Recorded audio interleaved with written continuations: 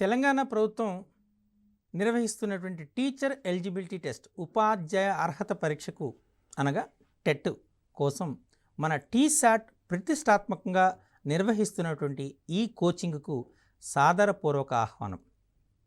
ఇందులో మనం ముఖ్యంగా గణిత శాస్త్రంలో మనకు కేటాయింపబడినటువంటి 30 మార్కుల్లో 24 మార్కులు గణిత శాస్త్రం యొక్క కంటెంట్కు, 6 మార్కులు పెడగాజీకి కేటాయింపబడ్డాయి. ఈ 24 మార్కుల కంటెంట్లో మొదటి భాగము సంఖ్యామానం, నెంబర్ సిస్టమ్. దీని నుండి 2 లేదా 3 ప్రశ్నలు వచ్చే అవకాశం ఉంటుంది. చాలా సులభమైనటువంటి చాప్టర్ కాబట్టి వీటిని శ్రద్ధాపూర్వకంగా మీరు వింటారని ఆశిస్తున్నాను. సంఖ్యలు, అంకెలతో ఏర్పడిన, అంటే అందుకని మనం ఏమంటామంటే 1 అంకె సంఖ్యలు, 2 అంకెల సంఖ్యలు అంటారు, అంతే కదా.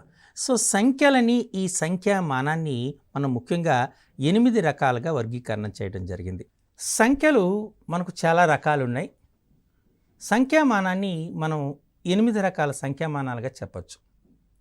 సహజంగా లెక్క పెట్టడానికి ఉపయోగించే సంఖ్యల్ని సహజ సంఖ్యలు, గణన సంఖ్యలు, న్యాచురల్ నెంబర్స్ అంటారు.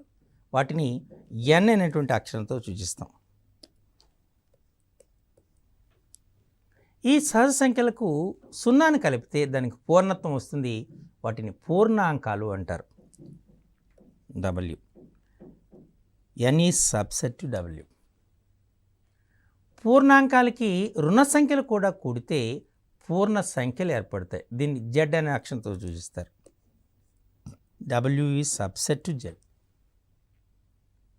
భిన్నాలు, దశాంశాలు, నిష్పత్తులు, వీటిని కూడా పూర్ణ సంఖ్యలతో కలిపితే అకరణీయ సంఖ్యలు ఏర్పడతాయి. వాటిని Q అంటారు. కొన్ని భిన్నాలు లేదా కొన్ని దశాంశాలు అనేటువంటివి అటు అంతము కావు, ఆవర్తనము కూడా కావు. అంతము కాని, ఆవర్తనము కాని దశాంశ భిన్నాన్ని మనం కరణీయ సంఖ్యలు, ఇర్రేషనల్ నెంబర్స్ అంటారు. దాన్ని Q డాష్ అనేటువంటి తర్వాత సూచిస్తారు. కొన్ని సందర్భాల్లో P అనే అక్షరంతో అక్కడ సూచించడం జరుగుతుంది. ఈ కరణీయ సంఖ్యల్ని, అకరణీయ సంఖ్యల్ని రెండింటినీ కలిపి వాస్తవ సంఖ్యలు అంటారు, real numbers. Q is subset to R. రుణ సంఖ్యల యొక్క వర్గమూలాన్ని మనం కల్పిత సంఖ్యలు అంటారు. వాటిని ఇమాజినరీ నెంబర్స్ అంటారు. రుణ సంఖ్యల యొక్క వర్గమూలాన్ని కల్పిత సంఖ్యలు అంటారు, ఇమాజినరీ నెంబర్స్ అంటారు. వాస్తవ సంఖ్యల్ని, ఈ ఇమాజినరీ నెంబర్స్ని కలిపి, అంటే A+BI రూపంలో ఉన్న సంఖ్యల్ని మనము సంకీర్ణ సంఖ్యలు, C అనే అక్షరంతో చేస్తాం. ఇలా సహజ సంఖ్యలు, పూర్ణాంకాలు, పూర్ణ సంఖ్యలు, కరణీయ సంఖ్యలు, అకరణీయ సంఖ్యలు, కల్పిత సంఖ్యలు, వాస్తవ సంఖ్యలు అనే 8 రకాల సంఖ్యామానాలు ఉండటం మనం గమనిస్తూ ఉన్నాం. ఇందులో ముఖ్యంగా మనం గుర్తుంచుకోవాల్సినది ఏంటంటే, భిన్నాలని, దశాంశ భిన్నాల్ని P/Q రూపంలో రాయడం, P/Q రూపంలో ఉన్న దశాంశ భిన్నాలు రాయడం, అదొక ఇంపార్టెంట్ కాన్సెప్ట్. అలాగే ఆవర్తిత దశాంశ భిన్నాన్ని P/Q రూపంలో రాయటం, ఈ అంశం పైన కూడా మనకు ప్రశ్నలు వచ్చే అవకాశం ఉంటుంది. అది మనం ఎలానో మనం జాగ్రత్తగా ఇప్పుడు పరిశీలిద్దాం. 0.34 అనేటువంటి ఒక దశాంశ భిన్నం తీసుకుందాం. ఈ 0.34 అనే దశాంశ భిన్నాన్ని మనము P/Q రూపంలో రాయాలి. ఈ దశాంశము తర్వాత ఎన్ని అంకెలు ఉన్నాయో అన్ని 10 గుణకాలు వేయాలి, అంటే అన్ని సున్నాలు వేయాలని చెప్తాం. అంటే మనం దీన్ని ఏం చేస్తాం, 34/100గా రాసుకోవచ్చు. అదే 0.345 ఉందనుకోండి, దీని విలువ 345/1000 అని రాయాలి. అదే 3.45 ఉందనుకోండి, మనం ఇక్కడ 3 స్థానాలు ఉన్నాయి కదా అని 1000 వేసే ఛాన్స్ లేదు. డెసిమల్ తర్వాత, దశాంశ స్థానం తర్వాత ఎన్ని స్థానాలు ఉన్నాయో, ఒక స్థానం ఉంటే 10గా హారంగా వేసుకోవాలి, 2 స్థానాలు ఉంటే 100గా వేసుకోవాలి హారంగా, 3 ఉంటే 3 స్థానాలు ఉంటే 1000ని మనం హారంగా వేసుకోవాలి. కాబట్టి ఇది 345/100 అవుతుంది. ఈ రెండింటి మధ్య తేడాను గమనించారా? ఇది 0.345 అయింది అనుకోండి 345/1000 అవుతుంది. అదే 3.45గా ఉందనుకోండి అప్పుడు 345/100 అవుతుంది. ఈ అంశాన్ని మీరు జాగ్రత్తగా పరిశీలించాలి. ఓకే, మరి ఇదేంటి అంతమయ్యే దశాంశ భిన్నాలు కాబట్టి మీరు అలా చేశారు. మరి అంతము కాని దశాంశ భిన్నాలు తీసుకున్నాం అనుకోండి అది ఎలా చేస్తాం? ఫర్ ఎగ్జాంపుల్ ఇలా ఉంది 0.343434 అండ్ సో ఆన్ అని వచ్చింది అనుకోండి. దీన్ని మనం సింపుల్గా 0.34 బార్ అంటాం. చూస్తాం ఇక్కడ 34 అనేటువంటిది రిపీట్ అవుతుంది కాబట్టి దాన్ని 0. మరి ఇలా దీన్ని ఆవర్తిత దశాంశ భిన్నము రికరింగ్ డెసిమల్ అంటారు. మరి ఈ రికరింగ్ డెసిమల్ని p/q రూపంలో ఎలా రాస్తాం? అది మనకు చాలా ఇంపార్టెంట్. దీనికి సింపుల్ మెథడ్ని మీకు చెప్తున్నాను. ఇది ఎగ్జామినేషన్ పాయింట్ ఆఫ్ వ్యూ కాబట్టి ఖచ్చితంగా మనము అకాడమిక్ ఎగ్జామ్లో రాసే విధానం కాకుండా సింపుల్గా ఎగ్జామ్లో ఎలా రాస్తాం? 0.34 అంటే డెసిమల్ తీసేసండి, మొత్తం తీసేసి 0.34 ఉంది కదా, బార్ ఉంది కాబట్టి మొత్తం అన్ని తీసేసి 34 రాయండి. బార్ క్రింద ఎన్ని అంకెలు ఉన్నాయో అన్ని 9 వేయండి. 34/99 అంతే దీని ఆన్సర్. ఒకవేళ మీకు 0.34 బార్గా ఉందనుకోండి, ఇప్పుడు మీరు 34 వేసుకున్నారు, బారు క్రింద 3 అనే అంకె లేదు కాబట్టి ఆ 3ని తీసేసేయండి. బారు క్రింద ఎన్ని అంకెలు ఉన్నాయి? ఒక అంకె ఉంది కాబట్టి 9 వేయండి. బారు క్రింద ఎన్ని అంకెలు లేవు? ఒక అంకె లేదు, కాబట్టి దాని బదులుగా 0 34 - 3/90 అంటే 31/90 ఇది వేసుకోవాలి. ఈ తేడాన్ని చాలా జాగ్రత్తగా గమనించండి. ఓకే, మరి ఇలా ఉందనుకోండి 3.4 బార్ ఉందనుకోండి, దీని ఆన్సర్ ఎలా వస్తుంది? 3.4 బార్. అప్పుడు ఏం చేసుకోవాలి? మొత్తం 34 వేసుకోండి, -3 వేయండి. బార్ కింద ఏముంది? ఒకే స్థానం ఉంది, ఒక 9 వేయండి. 34 - 3 31/9. తేడా మీకు క్లియర్గా అర్థమైందా? 0.34 బార్ ఉంటే 34/99 వేశారు. 0.34 బార్ ఉందనుకుంటే 34 - 3/90. ఎందుకు? బార్ కింద ఒక అంకె ఉంది కాబట్టి ఒక 9 వేశారు, పక్కన బారు కింద లేని అంకె ఒకటి ఉంది కాబట్టి 0 వేశారు, 31/90. అదే 3.4 బార్ ఉందనుకోండి 34 - 3/9 వేయాలి, మొత్తం నెంబర్ వేసేసి వేయాలి.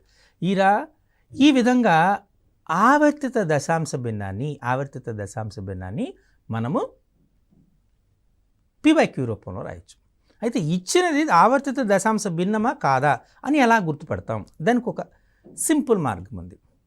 ఏదైనా ఒక భిన్నం, ఏ భిన్నమైనా తీసుకోండి, ఆ భిన్నము p/2m × 5n రూపంలో ఉంది అనుకోండి, ఉంటే అది అంతమయ్యే దశాంశ భిన్నం. అలా లేదు అనుకోండి, అంతము కాని దశాంశ భిన్నంగా మీరు చెప్పవచ్చు ఈజీగా. మీకు అర్థమైందా? సింపుల్గా ఇప్పుడు మనకు 4/10 అన్నారు. ఇది అంతమయ్యే దశాంశ భిన్నమా అంతము కాని దశాంశ భిన్నమా అని అడిగాం. దీని ఎలా 4/2 × 5 2^1 5^1 2m × 5n రూపంలో ఉందా లేదా? కాబట్టి అంతమయ్యే దశాంశ భిన్నం.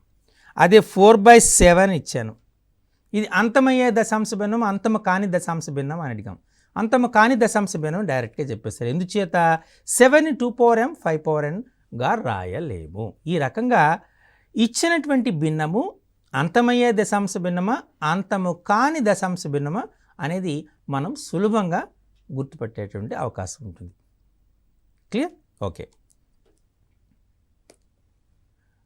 ఇప్పుడు మనం ఈ కైండ్ ఆఫ్ క్వశ్చన్ ఇచ్చారు. ఫర్ ఎగ్జాంపుల్ ఈ కైండ్ ఆఫ్ క్వశ్చన్ ఇచ్చారు.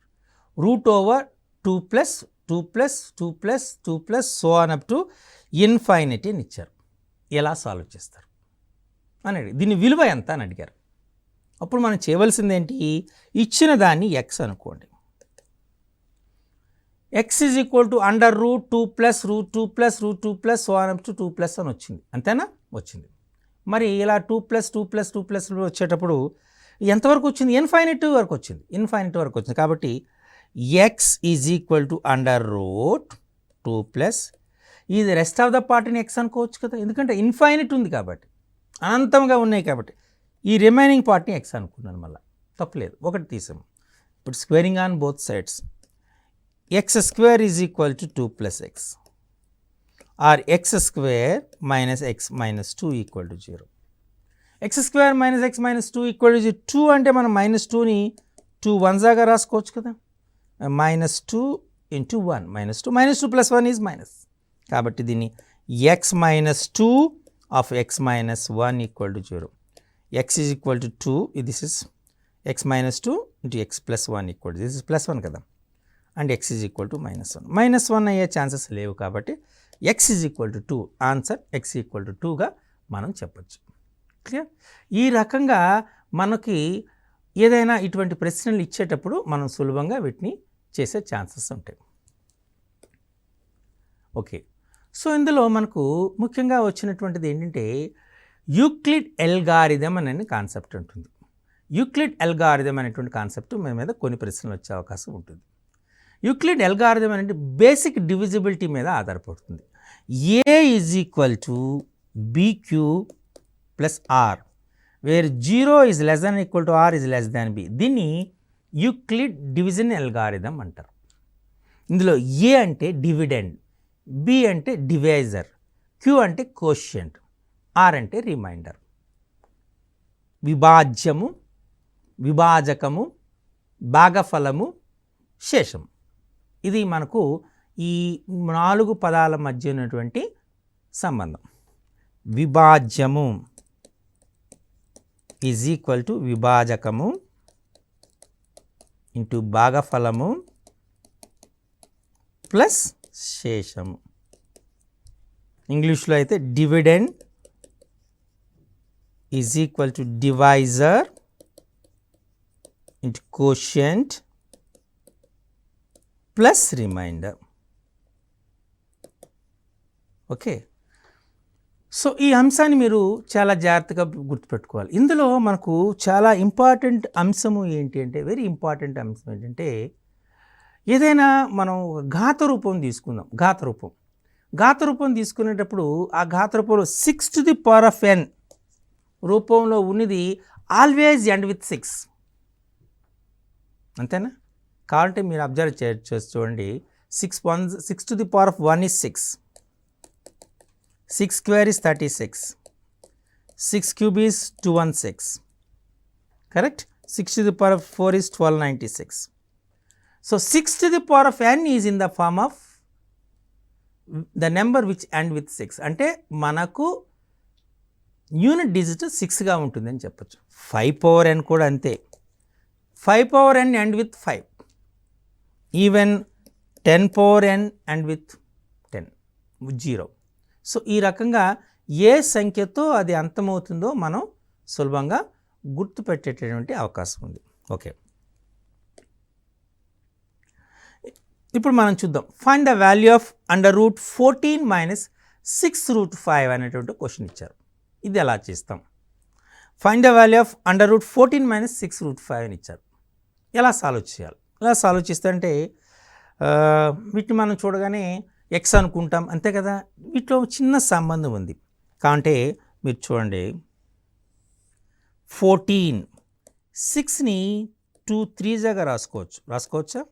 రాసుకున్నాం. √14 2ని విడిపించాం. ఈ 3ని √9గా రాసుకోవచ్చు. అంటే దిస్ ఈజ్ √9 into 5. ఇప్పుడు 9 + 5 ఈజ్ ఈక్వల్ టు 14 మీకు తెలిసింది కదా. So it is 9 + 5 - 2 √9 into 5.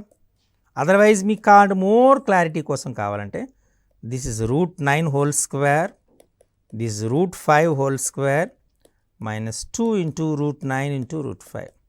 It is very clear in the form of √9 minus √5 whole square. And square root కాబట్టి under √9 minus √5 whole square. The square and square root get cancelled. అంటే మనకు answer ఎంత వచ్చింది? √9 minus √5. ఇలా ఒక కారణి యొక్క వర్గమూలాన్ని మనం సులభంగా క్యాలిక్యులేట్ చేసేటువంటి ఛాన్సెస్ ఉన్నాయి. ఓకే, సో మనం ఇందులో మనకు ముఖ్యంగా కావాల్సినటువంటిది అంటే ప్రాథమిక కారణాంకాల లబ్ధముగా వ్యక్తపరచబడినటువంటి ప్రశ్న కూడా కొన్ని సందర్భాల్లో వచ్చే అవకాశం ఉంటుంది. 784 equal to 784 equal to 2 to the power of a of 3 to the power of b. Then find the value of a plus b. ఇది క్వశ్చన్. 784 అంటే మనం ఇలా రాసుకోవచ్చు. 784ని తీసుకున్నాం.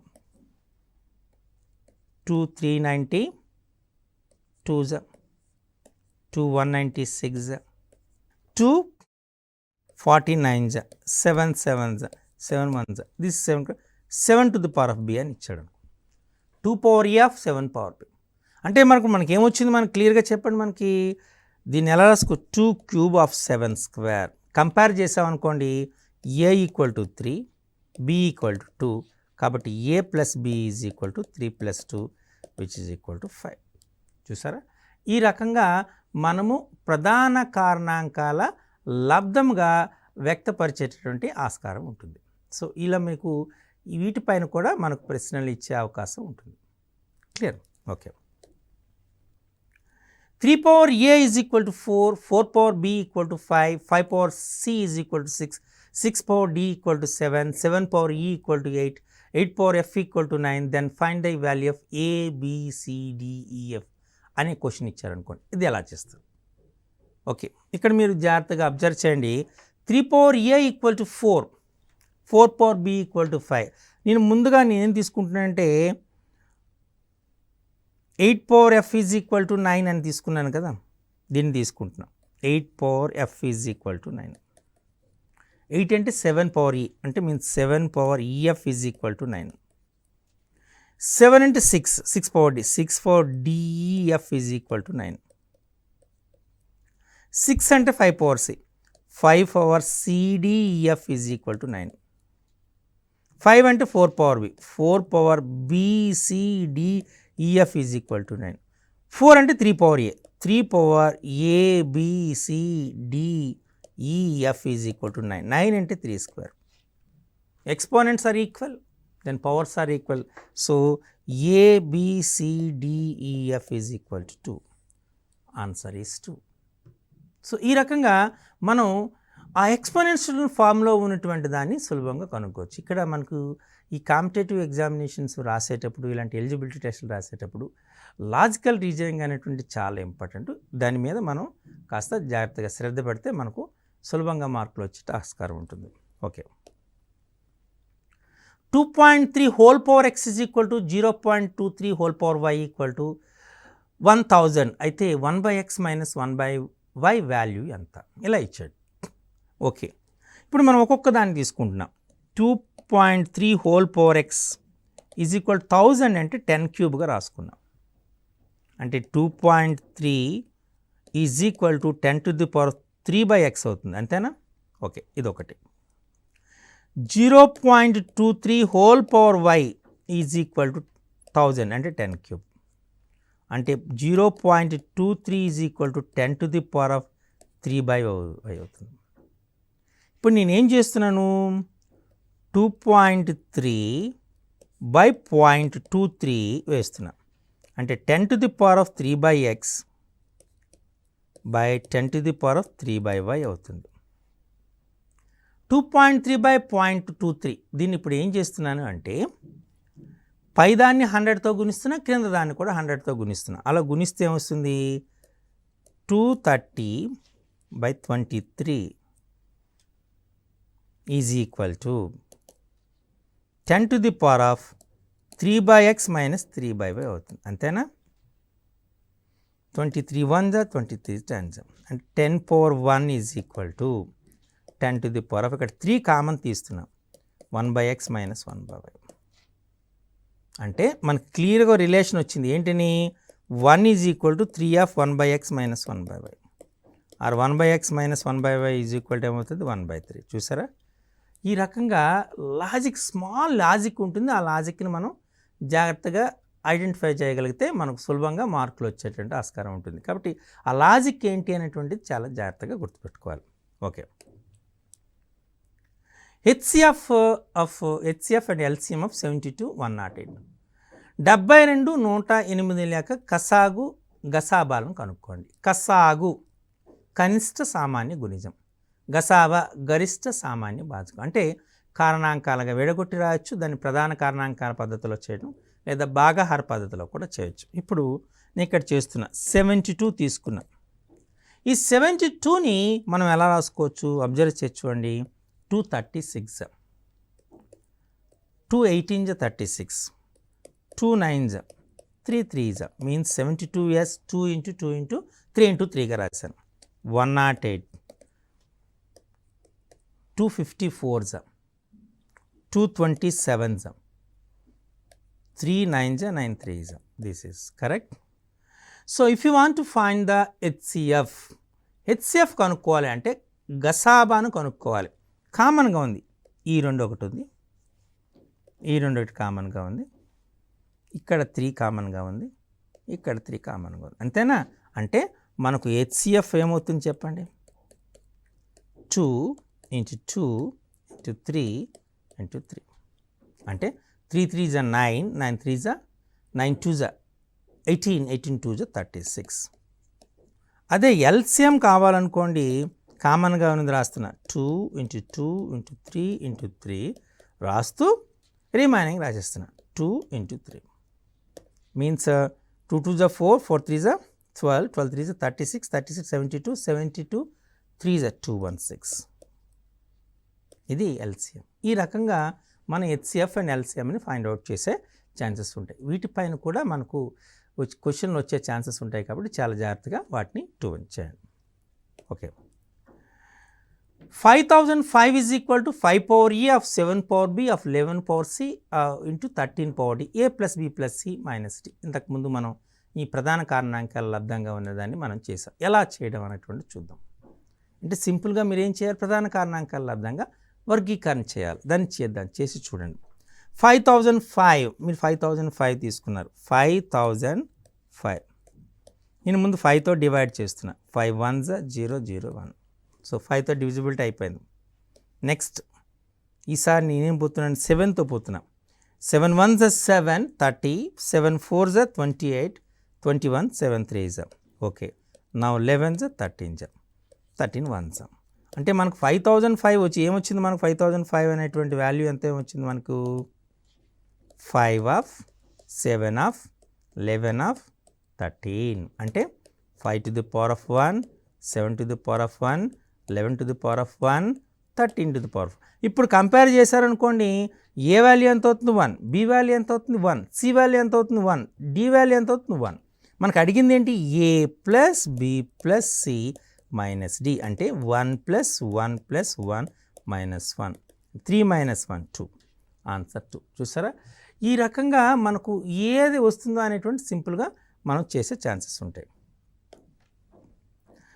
4.23 బార్ని P/Q రూపంలో రాయమని అడిగాడు అనుకోండి, ఏం చేస్తారు? 4.23 బార్ని P/Q రూపంలో రాయాలి. ఎలా చేస్తారు? మీకు మొత్తం 4.23 బార్ తీసుకున్నారు. దీని వాల్యూ ఏం చేయాలి, మొత్తం తీసుకోవాలి. 423ని తీసుకున్నారు. 423ని తీసుకొని దీనిలో ఏదైతే బార్ కింద లేదో తీసేసేయండి, -42. ఓకే, బై ఈ పాయింట్ ఈ బార్ కింద ఎన్ని అంకెలు ఉన్నాయి, ఒక అంకె ఉంది, ఒక 9. బార్ కింద ఎన్ని అంకెలు లేవు, ఒక అంకె ఉంది, 9. అంటే 4ని కన్సిడర్ చేయకూడదు. 423 - 42, 423 42 సబ్ట్రాక్ట్ చేయండి. 1 12 - 4 8 3 381/90 ఇక ఆన్సర్ వేయడం. ఓకే, సింప్లిఫై అయితే సింప్లిఫై కూడా చేయొచ్చు. అవుతుందా అవుదా? అవుతుంది. ఎలా? 3 + 8 11, 11 + 1 12. 3తో డివిజిబుల్ అవుతుంది, 3తో డివిజ్ చేసేసుకోండి. 3 1s 3 2s 3 7s 30. అంతే, అంతకన్నా ఇంకా డివిజన్ అయ్యే ఛాన్స్ లేదు. ఇక్కడ 127/30గా రాసుకోవచ్చు. ఓకే, ఈ రకంగా మనకు ఇవన్నీ వచ్చినాయి, వాటిని జాగ్రత్త చూసుకున్నాం. Okay, if x + 1/y + 1/z = 37/7, then x + y + z value ఎంత అని అడిగాడు. ఇది అడిగాడు మనకు క్వశ్చన్. చేస్తే ఎలా చేస్తాం? ఇది కంటిన్యూడ్ ఫ్రాక్షన్స్ అనమాట. ఇలా చేయాలి. మనం ఏం చేస్తున్నాం, 37/7 తీసుకుంటున్నాం. 37/7 37/7 ఏమొస్తుంది మనకు? 7 4s 7 5s 35, 2 5 and 2/7 అంతేనా? అంటే మనం 5 + 2/7గా రాసుకోవచ్చు. దీన్ని నేను ఏం రాస్తాను? 5 + 1/7/2గా రాస్తున్నాను. దీన్నే 5 + 1/7/2ని 3 + 1/2గా రాసుకుంటున్నాం. నా కంపేర్ చేయండి. What is x value? 5. What is y value? 3. What is z value? 2. So ఎంత అవుతుంది? 5 + 3 + 2 ఆన్సర్ ఇస్ 10. చూసారా? క్వశ్చన్ మనకు కొన్ని సందర్భాల్లో కొద్దిగా ఎక్కువగా కనిపించవచ్చు, కానీ ఇది చాలా సులభంగా ఆన్సర్ చేయొచ్చు. ఓకే, మీకు ఇందులో రోమన్ సంఖ్యలు ఇచ్చే అవకాశం ఉంటుంది కాబట్టి రోమన్ సంఖ్యలను కూడా క్లుప్తంగా వీటిపైన డిస్కస్ చేద్దాం. మనకు I అంటే 1, V అంటే 5, X అంటే 10, L అంటే 50, C అంటే 100, D అంటే 500, M అంటే 1000. ఇది గుర్తుపెట్టుకోండి బాగా. 1 అంటే 1, V అంటే 5, X అంటే 10, L అంటే 50, C అంటే 100, D అంటే 500, M అంటే 1000. వీటిపైన మనకు జనరల్గా అడిగేటువంటి ఆస్కారం ఎక్కువ ఉంటుంది. ఇందులో చాలా గుర్తుపెట్టుకోవాల్సిన అంశాలు ఏంటి అంటే 4 కావాలనుకోండి IV అవుతుంది. IV అంటే 4, VI అంటే 6 అవుతుంది, IX అంటే 9 అవుతుంది, XI అంటే 11 అవుతుంది. ఇదే దాన్ని మనం Lకి అప్లై చేయడానికి లేదు. అంటే IL అంటే 49 అవుతుంది. 49 రాయాలనుకోండి మనకు XL అంటే 40, IX అంటే 19 అంటే 49. అలాగే 99 రాయాలనుకోండి XC అంటే 90, IX అంటే 9, ఇది 99.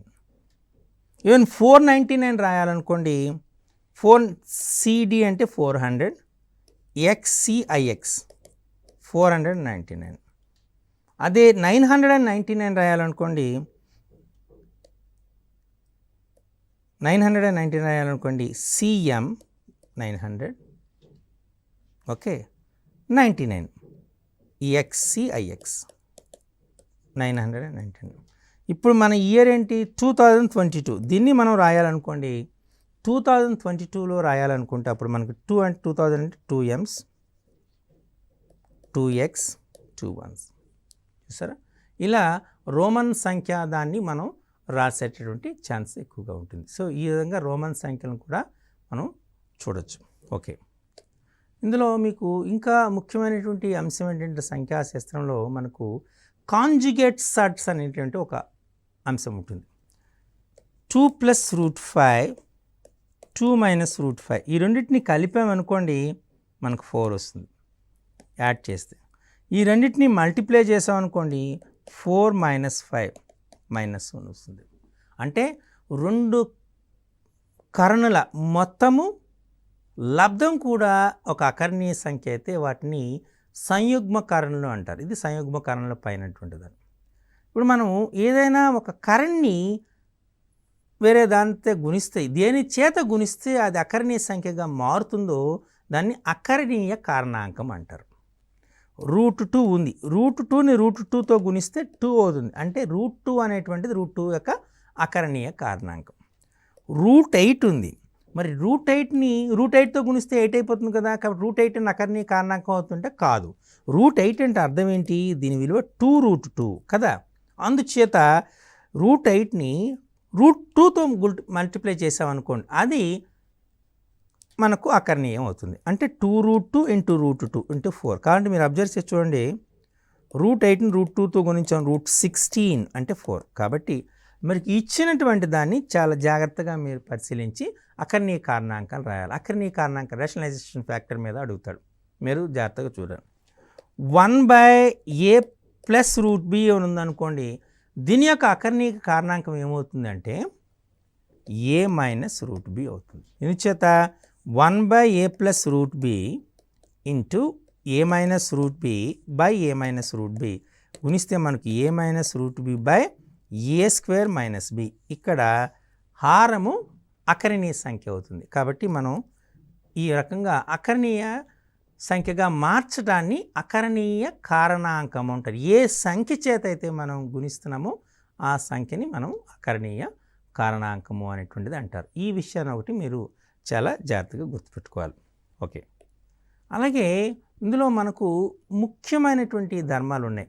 ఆ ధర్మం ఏంటి అంటే లా ఆఫ్ ట్రైకోటమీ అంటారు. లా ఆఫ్ ట్రైకోటమీ అని అంటారు. అంటే దీని అర్థం ఏంటి? త్రిధాకరణ ధర్మం అంటారు.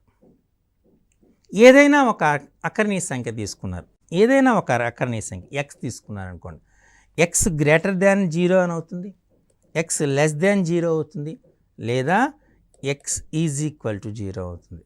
ఏదైనా ఒక అకరణీయ సంఖ్య 0 కన్నా ఎక్కువ కానీ 0 కన్నా తక్కువ కానీ లేదా 0కి సమానం కానీ అవుతుంది. దీన్ని మనము లా ఆఫ్ ట్రైకోటమీ అనేటువంటిది అంటారు. ఏదైనా 2 అకరణీయ సంఖ్యలు తీసుకున్నారనుకోండి, ఆ 2 అకరణీయ సంఖ్యల మధ్య అనంతమైన అకరణీయ సంఖ్యలు ఉంటాయి. దీన్ని సాంద్రత ధర్మం అంటారు. ఇప్పుడు ఫర్ ఎగ్జాంపుల్ ఏదో తీసుకున్నారు, 2, 3 తీసుకున్నారనుకోండి. ఈ 2 అని 3 అని అంటే 2, 3 అని అకరణీయ సంఖ్యలే. ఈ రెండింటి మధ్య అనంతమైన అకరణీయ సంఖ్యలు ఉంటాయి. దీన్ని సాంద్రత ధర్మం అంటారు. ఏదైనా ఇఫ్ ఏ బి అనేటువంటి 2 అకరణీయ సంఖ్యలు తీసుకున్నాం అనుకోండి, ఆ 2 అకరణీయ సంఖ్యల్ని మనం మధ్య ఒక అకరణీయ సంఖ్య కావాలంటే a ప్లస్ b/2 అనేటువంటిది a, bల మధ్య ఉన్నటువంటి అకరణీయ సంఖ్య అవుతుంది. ఇది మీరు జాగ్రత్తగా గుర్తుపెట్టుకోవాలి. అకరణీయ సంఖ్యలకే కాకుండా అన్ని సంఖ్యలకు కొన్ని ధర్మాలు ఉంటాయి. ఆ ధర్మాల మీద ఒక బ్రీఫ్గా వీటిని మీరు గుర్తుపట్టేటటువంటి ఛాన్సెస్ ఉన్నాయి. దానికి ఏ బి అనేటువంటి 2 సంఖ్యలు తీసుకోండి. a plus b is equal to some value, a plus b is equal to c. 2 అకరణీయ సంఖ్యల మొత్తం ఒక అకరణీయ సంఖ్య అవుతుంది. దీన్ని సంవృత ధర్మం అంటారు. a plus b is equal to b plus a అవుతుంది. దీన్ని స్థిత్యంతర ధర్మము అంటారు. a plus b plus c is equal to a plus b plus c. దీన్ని సహచర ధర్మము అంటారు. a plus 0 is equal to 0 plus a equal to a. దీన్ని తత్సమ ధర్మము అంటారు. a plus minus a equal to minus a plus a equal to 0. దీన్ని విలోమ ధర్మము అంటారు. a into B plus c is equal to a b plus b c. దీన్ని విభాగ న్యాయము అంటారు. ఈ ధర్మాన్ని మీరు గుర్తుపెట్టుకోవాలి. ప్లస్ ఉందనుకోండి, సంకలన సంవృత ధర్మము, సంకలన స్థిత్యంత ధర్మము, సంకలన సహచర ధర్మము, సంకలన తత్సమాంశము, సంకలన విలోమము, విభాగ న్యాయం అవుతుంది. అదే ప్లస్ బదులు మల్టిప్లికేషన్ గుర్తుందనుకోండి, గుణకార సంవృత ధర్మము, గుణకార స్థిత్యంతర ధర్మము, గుణకార సహచర ధర్మము, గుణకార తత్సమము, గుణకార విలోమం. ఈ రకంగా మీకు బాగా గుర్తుపెట్టుకోవడానికి వెరీ సింపుల్ మెథడ్ చెప్తున్నా. యాక్చువల్గా ఇది మ్యాథమెటిక్స్ కాకపోయినా మ్యాథమెటైజేషన్ చేసి చెప్తున్నా. ఈక్వాలిటీకి ఒకవైపు 2, రెండో వైపు 1 ఉంది అనుకోండి, సంవృతం. ఈక్వాలిటీకి 2 వైపులా 2 సంఖ్యలు ఉన్నాయనుకోండి, అది స్థిత్యంతరం. ఈక్వాలిటీకి 2 వైపులా 3 ఉన్నాయనుకోండి, సహచరం. ఈక్వాలిటీకి ఒకవైపు 0 ఉందనుకోండి, ఒకవైపు 0 ఉందనుకోండి, ఒకవైపు 0 ఇంకోవైపు కూడా 0 ఉందనుకోండి, ఫలితంగా అదే విలువ వస్తుందనుకోండి, తత్సమం. ఆ రెండింటి మొత్తము 0 అవుతుందనుకోండి, విలోమం. ఈ రెండు అది ఎప్పుడు సంకలనం అయితే, లేదా అంటే 1 చేత గుణింపబడి అదే విలువ వస్తే అది గుణకార తత్సమం. ఇలా మనం ఈ ధర్మాల మీద మనం చేసే ఛాన్సెస్ ఉన్నాయి చెప్పేసాము. ఈ రకంగా మనకు ఈ సంఖ్యామానంలో మనకు కసాగు, గసాబా, అలాగే ఆవర్తనమయ్యే దశాంశబను, అంతము కాని దశాంశబనము, ఒక దశాంశ భిన్నాన్ని p/q రూపంలో రాయటము, అలాగే వివిధ అంశాలు అనేటువంటివి మనకు అడిగే ఆస్కారం ఉంటుంది. కాబట్టి మీకు ఈ సిలబస్లో ఇచ్చినటువంటి అన్ని అంశాలని స్పృశించడం జరిగింది. వీటినన్నింటినీ మరోసారి జాగ్రత్తగా ప్రాక్టీస్ చేస్తే మీకు ఖచ్చితంగా ఈ చాప్టర్లో వచ్చినటువంటి 2 లేదా 3 ప్రశ్నలకు మీరు సులభంగా ఆన్సర్ చేయగలుగుతారు. ఇది ఈ సంఖ్యామానం పేపర్ 2లో సంఖ్యామానంలో వచ్చేటటువంటి అంశాలపైన విపులంగా జరిగేటటువంటి చర్చ. సో మరో శీర్షికలో మరో అంశంతో కలుద్దాం. అంతవరకు సెలవు.